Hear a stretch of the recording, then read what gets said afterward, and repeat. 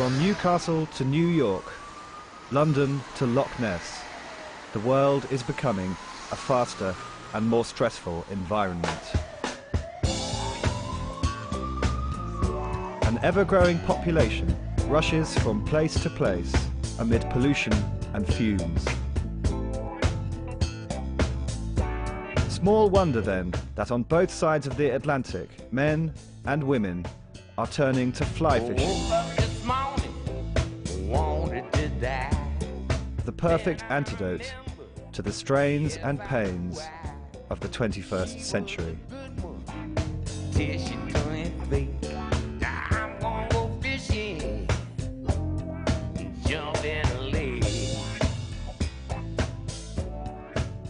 Why would anyone want to go fly fishing?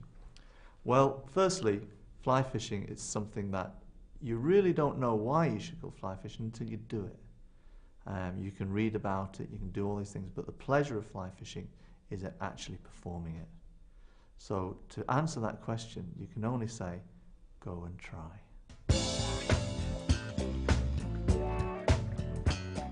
Millions of anglers round the world have already discovered the addictive power of fishing for trout with flies.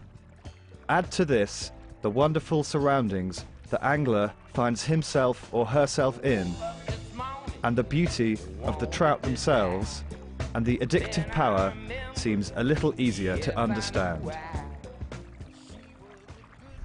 we are, creeping up the River Itchen, searching for a lovely fat brown. Fly fishing is unique for a couple of reasons. Firstly, it's the casting and the constant movement involved. In most forms of fishing, they're pretty sedentary. You're sitting there watching a rod, watching a float, watching a bite indicator as the carp fishermen do, and it's very much motionless fishing. In fly fishing, it's constant movement. You're constantly exploring different parts of the river, and I like that. There's something that's you're unlikely to get bored in fly fishing because every pace and every cast is going to be to a different spot, and that in itself is exciting. Let's try and get a bit closer up on that call.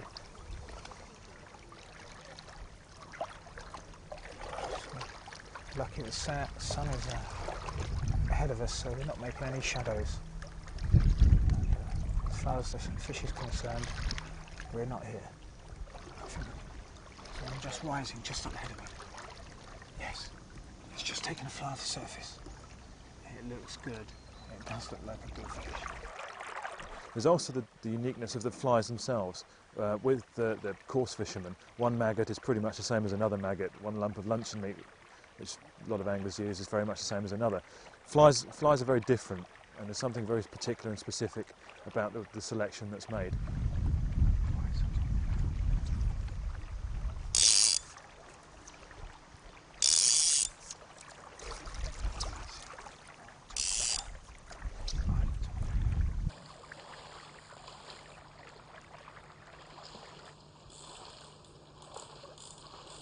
Fly fishing takes you to wonderful places, but the sport, by its very nature, involves sharp hooks, deep water, treacherous terrain, and inclement weather.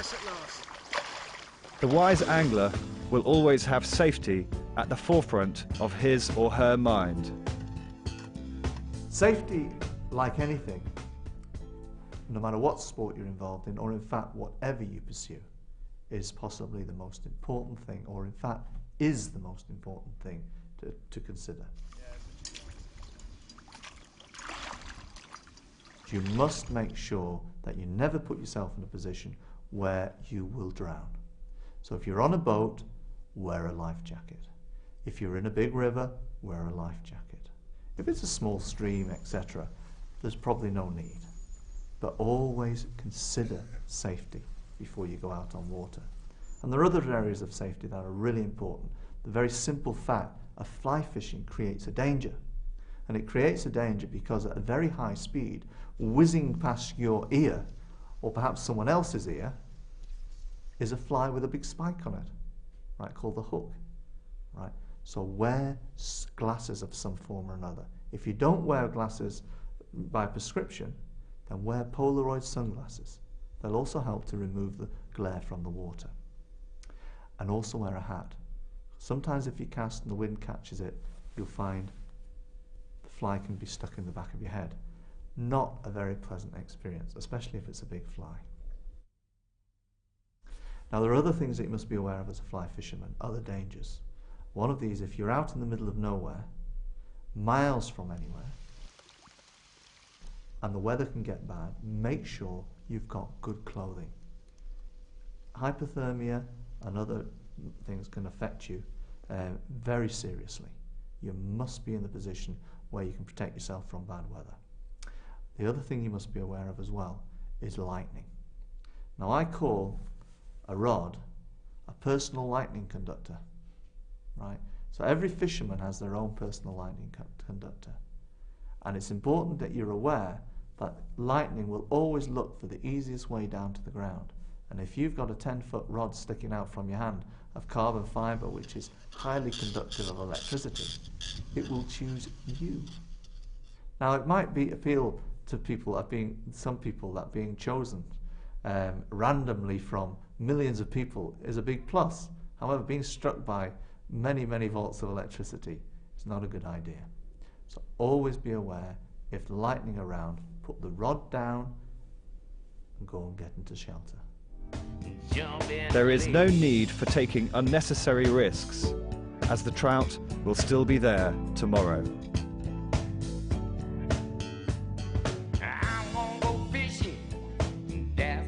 Keep it basic at first. No one ever caught a trout which knew the difference between a graphite compound taper and a fast-actioned boron blank, after all. Simplicity is no barrier to catching fish. When it comes to tackle in fly fishing, there are two types of ways you can approach this, and two ways in which anglers approach it. There are those who will buy every single thing that the tackle shop has in its stock. They turn up at a fishery or at the river, and their cars are full from top to bottom with every type of rod, reel, line, etc., etc., etc. The fact that they only ever use one rod and one particular line makes no difference. They must have them and feel quite insecure if they don't. And then you have the other type of angler, who I call the minimalist. And I consider myself a minimalist because I fish with the least amount of equipment that I possibly can. Some anglers are quite keen, and I'm one of them, on using the old materials on split cane, and there are some very successful split cane rod makers in the country at the moment. It's one of the things the British are best at. But it's a very expensive material, and it's not terribly forgiving in terms of casting for those who are just starting out. A more sensible option money-wise and in terms of learning to cast and to operate a fishing rod is carbon fibre. This one here costs less than £100. It's extremely forgiving. It puts up with the mistakes that I make when I cast quite well, and it's perfectly capable of catching a trout on a reasonable budget. This whole outfit with line, reel and rod costs less than £200. You couldn't buy a season ticket to see a pretty lousy Premiership club for that kind of money. It's money well spent.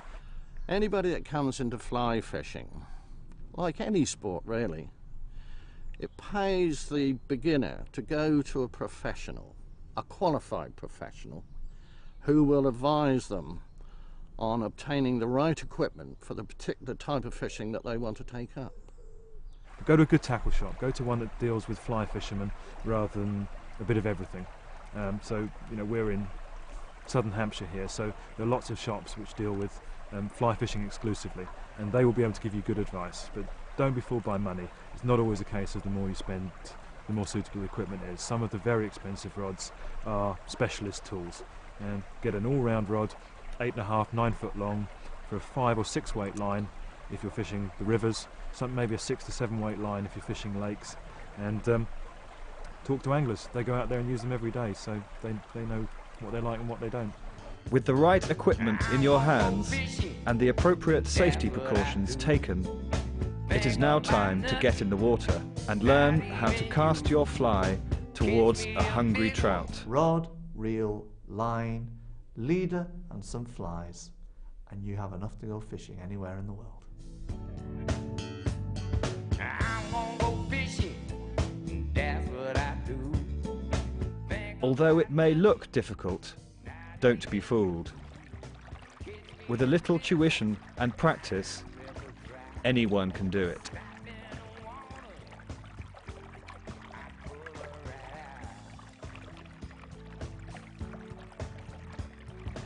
The actual physical thing of casting a fly rod and presenting your fly in the right place is a beautiful art when you look at it. When you see a competent fly fisher fishing a bit of chalk stream, it is virtually poetry in motion. And people look at this and say, oh, I'll never be able to do that. But it's very easily learnt. I think casting puts a lot of people off, and it doesn't need to. It's we all have good days and bad days in terms of our casting. I've had days, and I've been doing it for quite a long time, where I go out and flies end up, hooking me on my shirt or on my hat or my ear or whatever it might be. When you come to casting, there are many, many different types of techniques that you can learn, and they're all there for a specific purpose. Some are there for controlling wind conditions, so you can put a line out with a fly at the end of it and catch a fish when the wind's blowing.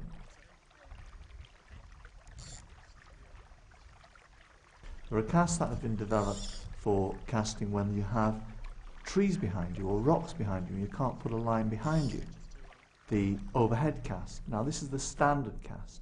The line goes over the head, it comes back over the head, and the fly goes straight in front of you.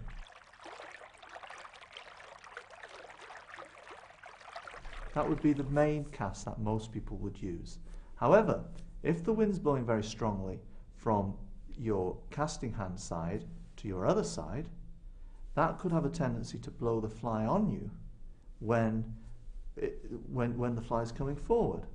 So what you do is you take the line over to the other shoulder, and then the wind will take the fly away from you so it doesn't catch in the back of your head. Another technique of casting, which a lot of people use, is what we call a roll cast. And the beauty of the roll cast is you don't have to put very much line behind you to create the cast. And you effectively put a loop of line behind you, the rest of the line on the water, tap the line forward, and you put the fly out on the water. It really isn't as mystifying as people think, sometimes think it is. It's beautiful to watch, and I think that sometimes is what puts people off. People who've watched fly anglers casting away, they've been standing on a bridge looking at a river, think that looks wonderful, therefore it must be difficult. It's not really. There are lots of good instructors that people can go and see. If you go to a tackle shop, they will recommend the name of a local instructor, get some lessons, that'll get you started. And I would guarantee that any qualified teacher would be able to teach you to cast a fly rod within a quarter of an hour. Your basic overhead cast. And from your basic overhead cast, all the other casts in fly fishing emanate from that cast. Gonna stop listening, and no doubt about it. I'm gonna go fishing, land is dry.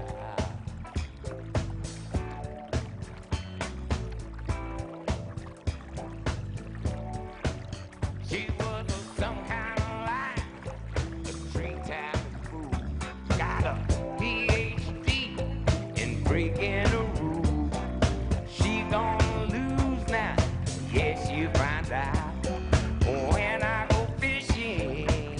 Selecting the right fly is a part of the sport wrapped up in even more mysticism than casting, but is, in fact, equally simple if a few basic steps are followed. Never underestimate the value of experience, a strong hunch, or a tip-off from the angler upstream who is emptying the pool. Right, selecting a fly when you're fly fishing is actually very easy. There are two ways in which you can do it. One, pick any fly and chance it, what we would call chuck and chance. Right. Number two, and this is what I would call real fly fishing, is where you find out what flies are hatching on the water. You then take a fly which imitates that, and that is true fly fishing.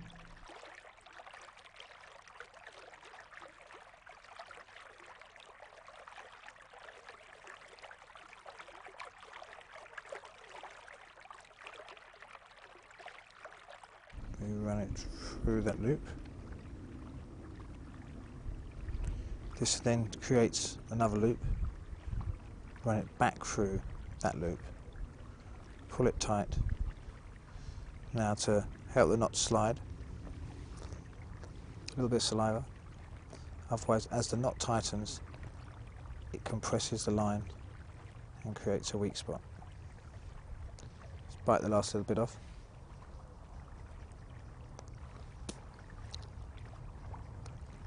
It's always better to bite it rather than cut it with a pair of scissors, because the bite flattens the end of the wire or the line and stops it sliding through if you really did ever slide through, which you shouldn't. That's it. There we go.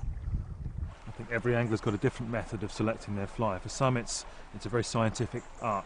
These are guys who've learnt to match the hatch, as the fly fishermen say. They've read their books, they've studied the entomology of the water. Remember that good observation of the fly life hatching on the water is the biggest key to success. Accurate identification is identifying the species of insect on the surface of the water. Accurate presentation is your ability to cast and present your artificial fly that represents that insect in the right place to the rising trout.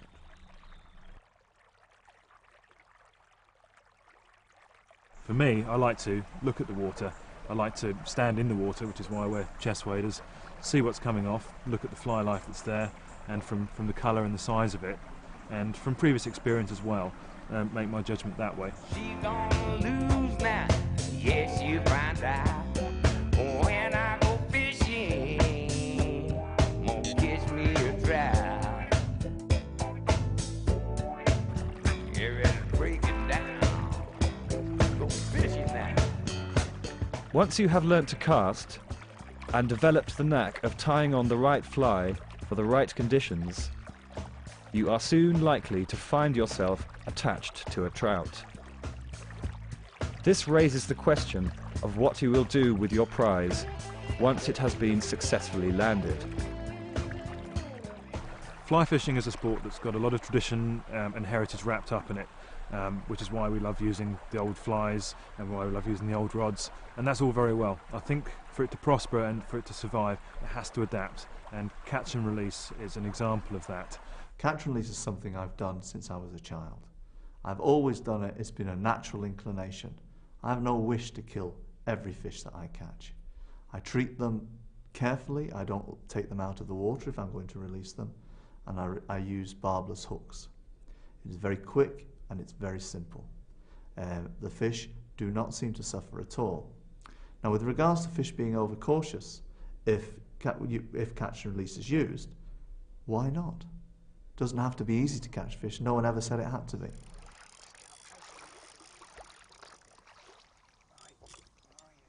And as far as conservation, as a conservation method, I think it's proven worldwide that catch and release is a plus if it's done properly. Catch and release, as far as I'm concerned, I'm afraid I don't agree with it for several reasons. When you've had a trout on the hook for 5 or 6 minutes, it's almost exhausted before you get it into the net. And when you release a trout in still water, it doesn't revive as quickly as if you've caught it in a river where you can hold the trout's head upstream and the stream is flowing through its gills and it will revive much quicker. I like to eat the fish and I like to give them away to the people that also like to eat the fish. So I don't really agree with catch and release. There are critics of catch and release. There are people who say that it goes against the ethics of the sport and what it's originally intended for, which is fish for the table. I don't agree. There are other reasons for going fishing, as we discussed earlier. I also think that there are those who say that catch and release encourages fish to be very cautious and very difficult to catch because they become line shy and everything else. Speak to any coarse fisherman or any carp fisherman in particular and they'll tell you they'll catch the same fish season in, season out, and it doesn't make them impossible to catch. Maybe it makes them more difficult and we just have to fish a bit better. But I do know that a fish that's released stands a chance of living again and carrying on. That's got to be good. Anglers, are the natural guardians of the bankside and play a vital role in ensuring the rivers remain clear of pollution and that water levels are healthy. Trout anglers know better than most the price that would be paid if we neglected our rural waterside environment.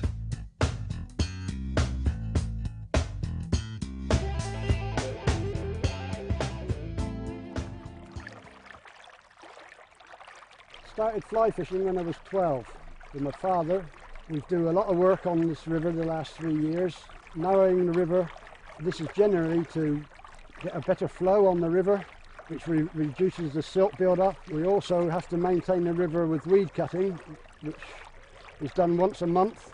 We cut the weed mainly to reduce the surface weed so that the fishermen can fish. And we also make channels in the river so that the fishermen can walk without tripping over the weed. I've been a river keeper here on the Upper Itchen, not on this particular beat here, but just lower down for the last 31 years. And my whole life working on the river has been to protect, enhance and restore where necessary the habitat for self-sustaining stocks of wild brown trout.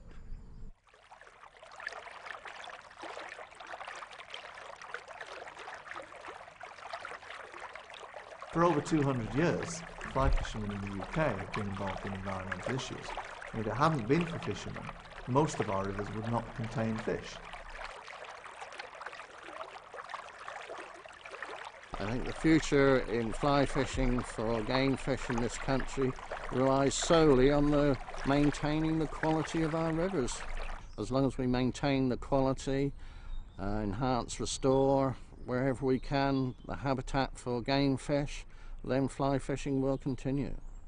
We continue to be involved in environmental issues and will continue to be so, and more so.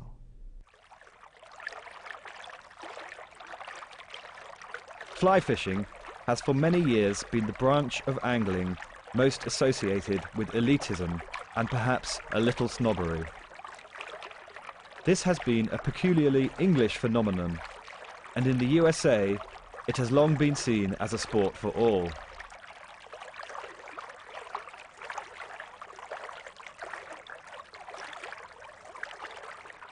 There are some very exciting things happening in America at the moment.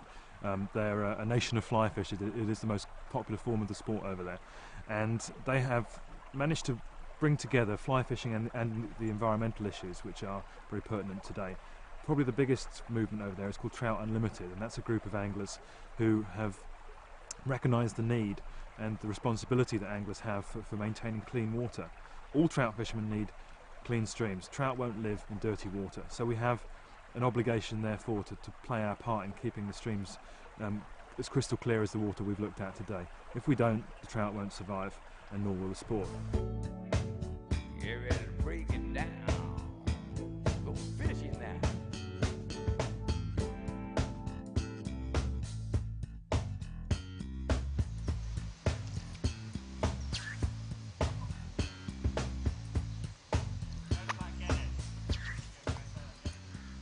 The idea that fly fishing is an elite branch of the sport goes back to the Victorians. They've got a lot to answer for. These were the guys who used to fish with these things. This is made of green heart and weighs an absolute ton compared to modern day rods. In those days, fly fishing was very much the preserve of the rich gentlemen, the landed gentry, and ordinary folks like us would be expected to go out and fish for what they called the coarse fish. And unfortunately that distinction still lasts. There's still reference made to game fishing, which is trout and grayling, and coarse fishing, which is all the other species. And there is a class distinction made between the two. It's disappearing, and I think that's a good thing.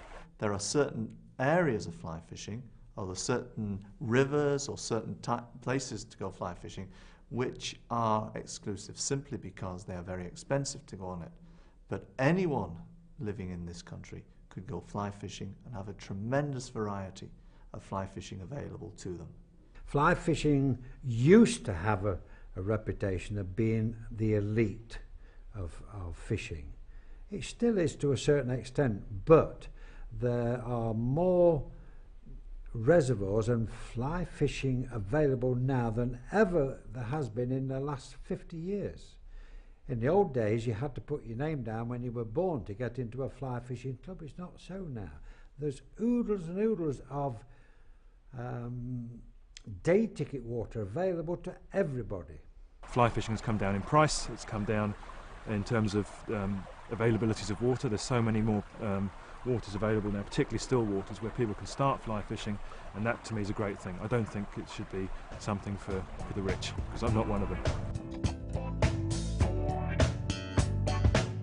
At the dawn of the new millennium, the old reputations are beginning at last to change. Not even you. Catch me a big one, fine speckled trout.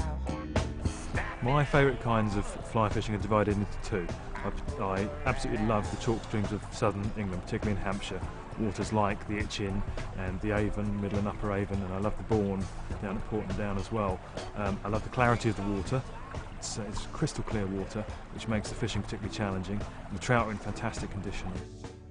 I find a magic in many of the places that I go to fish. If I go down south to the chalk streams, they have an appeal to me that I love when I'm on them. Or I can go to some of the Scottish rivers, and they have it in a different way. My favourite place to fish where there are fish, and especially wild fish. I don't think you can find anywhere in the world that is better than these stretches of chalk stream we're stood on today.